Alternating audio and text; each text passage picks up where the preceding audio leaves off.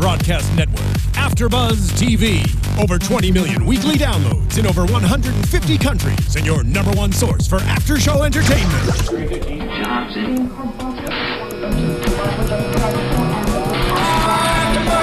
AFTERBUZZ TV, the destination for TV superfans, producing after shows for over 300 of your favorite TV shows, interviewing celebrities and showrunners, and bringing you behind-the-scenes exclusives. All thanks to E! Entertainment's Maria Menounos, producer Kevin Undergaro, and internet leader Akamai. Now, let the buzz begin! Good afternoon, good morning, good evening, AfterBuzzers, and welcome to another fine episode of America's Next Top Model Elimination episode. This is the finale, guys. I got your boy Adam Smith on the line. Adam, are you there? Oh yeah, what's up? What's up, fam? What's going on? Thaddeus Massey is in the house, and Adam Smith is in the house also. Dude, you killed the game. I got to give you, because I know a lot of fans out there are like, they were not expecting you to go this far this time. You're like the dark horse. And I got to give you props, man, first and foremost. I really have to give you, your props. Because you really honestly, you went in there with a blank slate. I think all the other models, in fact, I'm pretty sure all the other models had some level of modeling experience. And, everybody's familiar with the fact that you're in grad school and you just gave this thing a shot. And because you went in there like a blank slate and just, took all the coaching and the direction and just absorbed it and applied it to the competition was really smart on your behalf. It was really, really intellectual strategy. I mean, what was your strategy? You need to tell the fans what your strategy was. Did you have a strategy going in?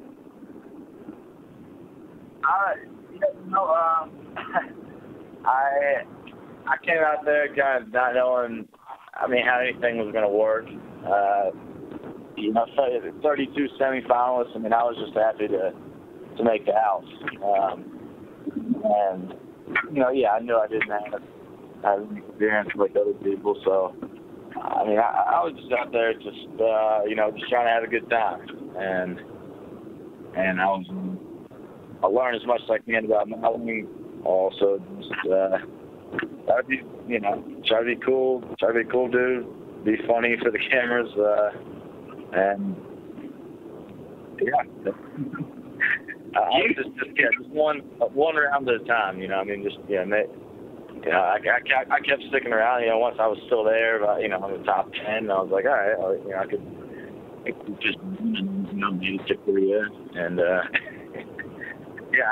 was myself, honestly, but personally for me, I'm just really proud of you for even making the top 3. It's like amazing. You actually have coined a look, blue suede steel. That's like your look, and you actually have that down. Dude, you can actually carry that look over into the actual modeling industry. How does that make you feel? That what's the reception been like as far as that's concerned? Blue suede steel. I don't know where that came from. Playing off the Zoolander line. I think Tyra just asked me, she said, "Oh, you have to name this look," and then that was just the first thing that came to me. I honestly, I got the critiques on the same as Keith did, that we don't jump our face that much, but I don't know. I guess if you got one look, make it a good one, then. Yeah, most definitely, and you definitely made it work. This last competition, the challenge. What was it like having all the cast come back before you got to the Tyra challenge for her new makeup line? What was going through your head when you saw everybody come back? Oh yeah, we're in the we're in the suite at that point, and that's where we knew something was going on. But yeah, we really did start that shoot. In the room, and we went to the ball, and early. Right. So you guys did that shoot, but you guys were like up all night because you had to be out of the mall by 7 in the morning. Yeah, So, we actually 7, but it was late. It was really late for sure. I mean, they left they let us go. They let the top 4, you know, Lennox, Keith, and Will, and I think they let us go first. Because I mean, we actually did have the runway the next day. So, it doesn't make sense. Yeah, no, it all kind of blends together now. But no, I mean, that was a really late night. But that was my favorite one, getting to actually, work with Tyra. I mean, Tyra sitting there, blowing in my ear. It was a great. That's a great picture, I thought. That picture, I think, alone worth going on the show. Like I said, I'll blow that up in my bed when I'm older. So you actually won Best Photo 2 weeks in a row at a time that it mattered the most. What mind were you in when this happened? After they gave you, yeah. I thought, so when I got Best Photo for the Elvis one, I mean, I did think I performed well on set that day, but going through my head, I thought I was going to be eliminated instead of Shy that week because there were 3 guys and 2 girls left. Everyone else, Keith, Lennox, and Will all had 2 Best Photos already. Lennox had 3. But it was really only Shy and I who had not got Best Photo. And I just assumed they were going to keep the ratio the same, to keep it at 2 guys and 2 girls. Right. So in my head, I was like, I might, be the one to be eliminated this week. And then instead at panel, then I get the high score I've gotten the whole time, and to get it on the Elvis shoot, because I'm from Memphis, so it all, it worked out. It was great that it worked out like that. So it was perfect. So after the guest shoot, sorry, so yeah, I was gonna say, and then the guest shoot, when I got that, I had no idea that was coming either. So right. So the shoot. Speaking of the guest shoot, what did you feel after the guest shoot? I mean, first of all, you guys didn't even know you guys were going to do the guest shoot, and I know that was somewhat surprising to you guys that you guys are doing the guest shoot that soon, because I think it was like a little bit later last season that they did that. Like, it would have been like the following episode or something like that. But once you guys performed in the guest shoot and you ended up at panel, I mean, how did you feel about your picture, for one? It's not like it wasn't a good picture. It was obviously a great picture. You got Best Photo. But how did you feel it stacked up to the other pictures? Did you actually feel that you were going to actually get Best Photo again? Were you, like, shocked? No, when they first put it up, I thought it was a pretty damn good photo. But, you don't say anything until the judges say anything. Right. But then again, the same thought process. I was like, definitely one of the guys has to be eliminated here. Like, it's only Lennox, the only one left. But, no way it's going to be all 3 got. It's going to be an all male, runway finale. And there was no, there were no scores on the guest photo. You come up and they just critique it, and then you go back. Before all the other photos, you get your scores. The only thing you don't know is like kind of your social media score, so you know if it's a good photo or not. That's true. And they come back, and then they're like, all right, and best photo is, here, and Adam. So, I was really shocked to get that. I thought that was one of my best photos, though. Honestly, throughout the whole, season, but. Again, I was shocked just because and for Lennox to go home that week, that was pretty nuts. But then when that airs, when I got it, that was the second best photo. I was like, wait, are they actually like like I had a chance of winning now, because it's like, why would they have, given me two best photos in a row if they weren't kind of building this up to be like a, crazy, Cinderella story at the end, Adam comes out of nowhere and wins the whole thing. So that did go through my head for a little bit too. So, why would they, have those many? I mean, in all honesty, I think everybody thought Keith was going home when Lennox, was staying Lennox Keith on the bottom two. Everybody thought Keith was going to go home. Yeah, we all did at that point. Mm-hmm. Yeah, for sure. When I was first involved, we for sure thought, Lennox would be the third one to be in. So when they said Lennox home, at that moment, what was going through your head at that moment when you realized there were three guys in the top? Like I said, I thought Keith was for sure going to be gone there, and I was like, I don't know how I just beat Lennox. It was probably the heavy favorite at that point, and it was kind of crazy. So how they split it up in the finale, and they aired the 2-hour finale, and then so they kept that elimination for the beginning of the second hour. Right.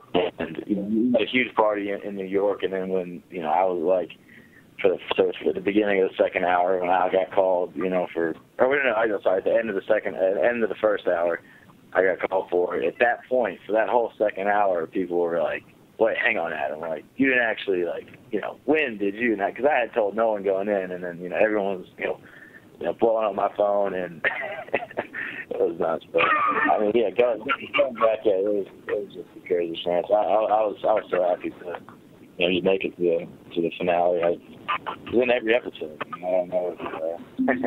I think a lot of people thought I was probably first or second one eliminated, and so to make it that far, pretty special. There was a lot of controversy with you. I mean, I guess it wasn't a lot of controversy. I guess it was based on what happened with Romeo, that interaction there, and then there was a drinking thing, with Tyra, questioning you about your drinking or whatever.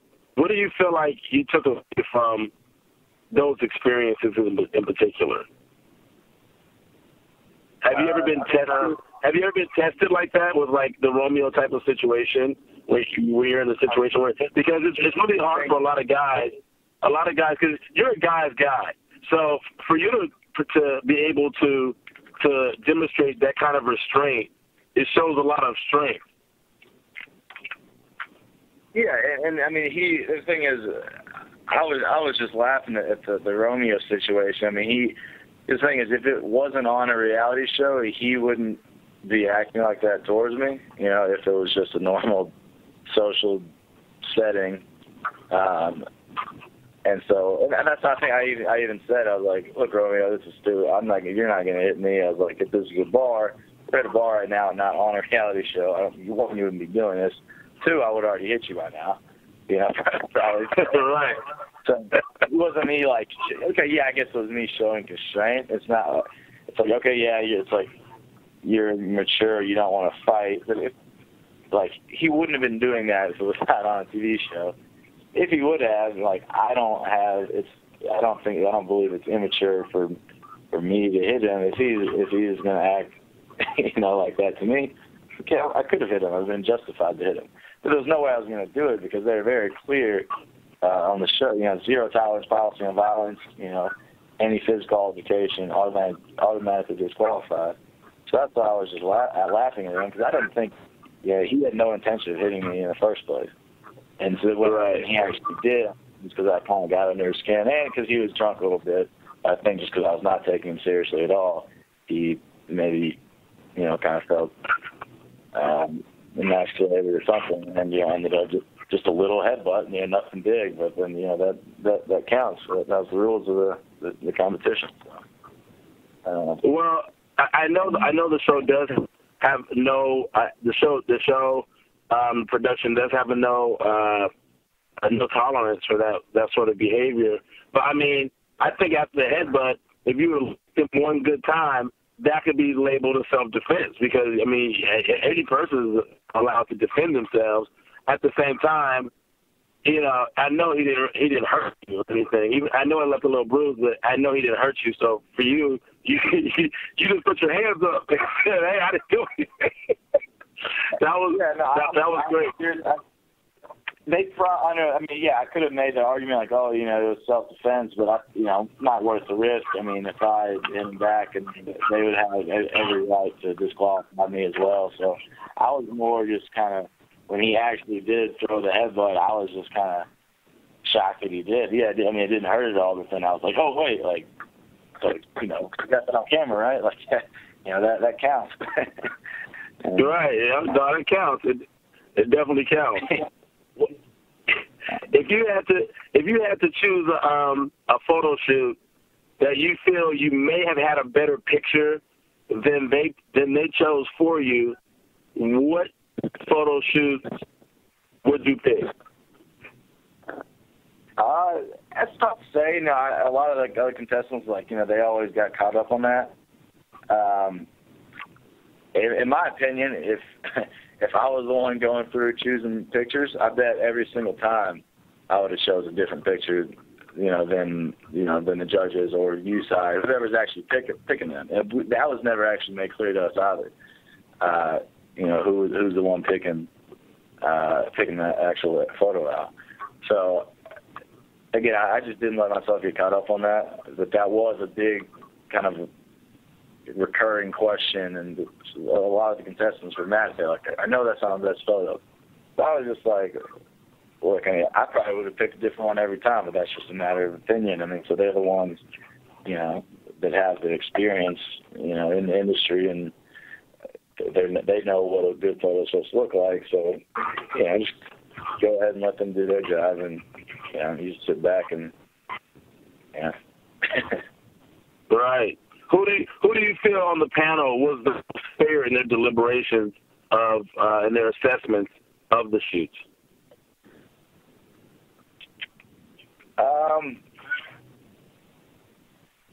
They're all kind of all over the board. The scoring, seemed to be the definition of subjective, and I think that's easily proved by when kind of the judges would give someone a 5 and then Arrow give them a 9. Yeah, so I don't think I would call any of the judges too consistent. Tyra was consistent with me. I don't think Tyra gave me anything lower than an 8 all season, so I like that. Right.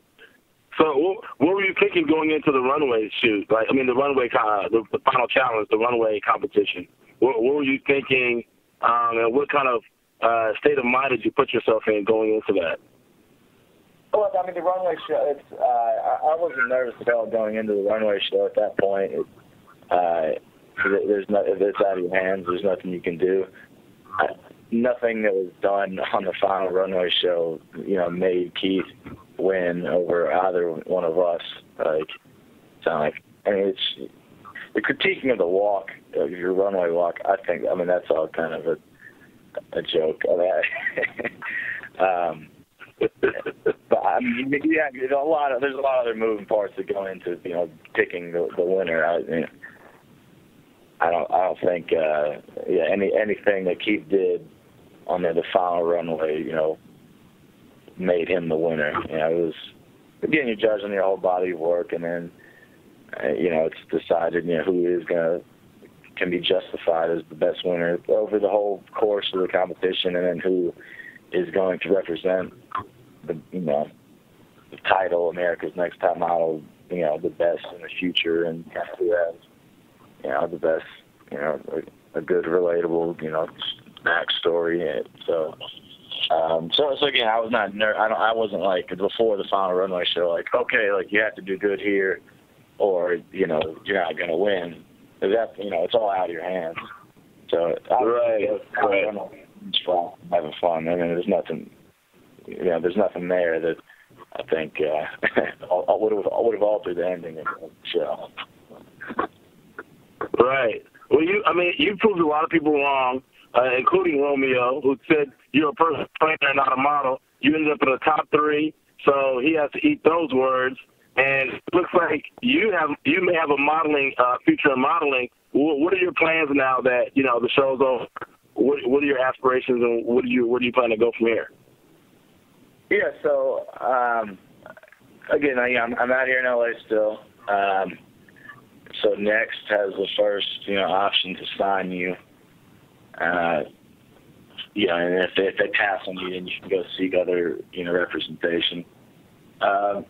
And yeah, so right now I'm deciding if I want to kind of continue on this path or this new career path, or maybe go back and finish grad school, go back to working.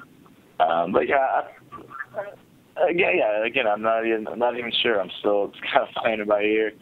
I think if I can get signed with a good agency, I can really get do some good modeling work out here.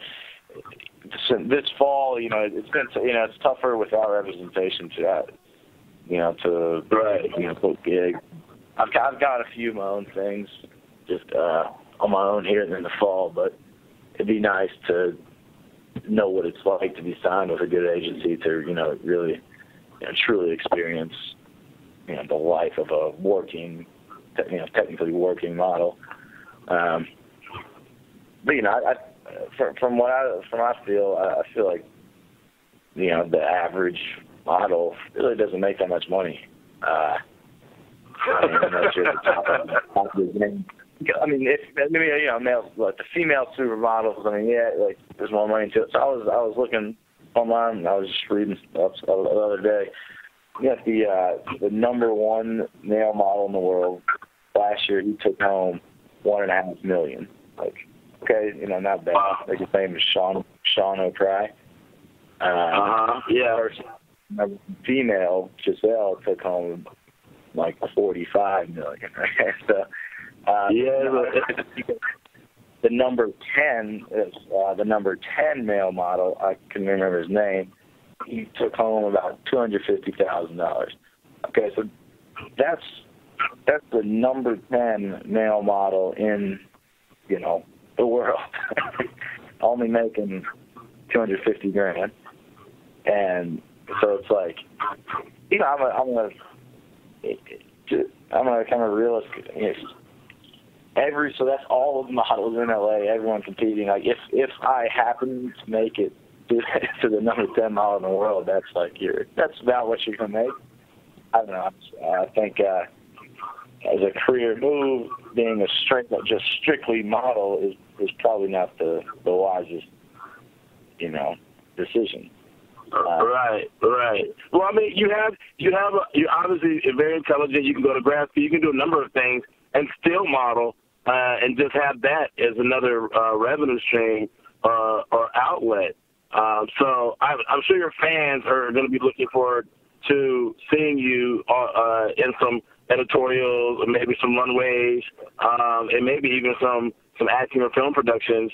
If those are your type of aspirations, you definitely have built a strong fan base, and your fans, you proved a lot of people wrong, and you proved a lot of people right. Also, you're probably the most debated about contestant in a long time on this show. That being said, people that you proved wrong, where can they follow you? Because I know they're fans now. I love my fans now.